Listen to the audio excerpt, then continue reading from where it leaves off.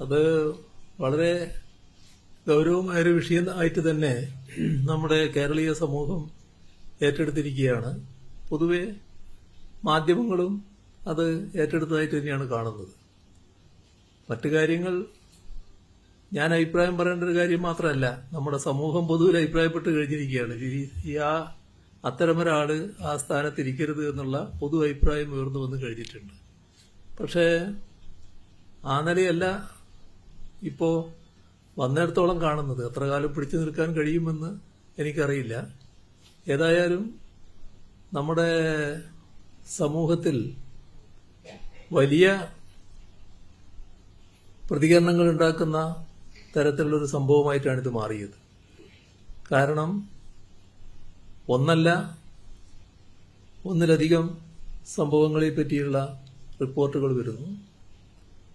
അതിൽ നിങ്ങൾ തന്നെ പുറത്തു കൊണ്ടുവന്ന കാര്യങ്ങളനുസരിച്ചാണെങ്കിൽ ഒരു സംഭാഷണത്തിന്റെ ഭാഗത്ത്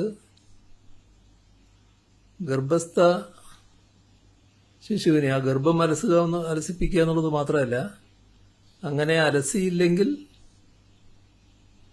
ആ ഗർഭം ധരിച്ച യുവതിയെ കൊല്ലാൻ വലിയ സമയം വേണ്ട എന്ന് വരെ പറയുന്നിടത്തേക്ക് എത്തുന്ന അവസ്ഥ, അതൊക്കെ നിങ്ങൾ പുറത്തു കൊണ്ടുവന്ന കാര്യങ്ങളാണ്. അപ്പോൾ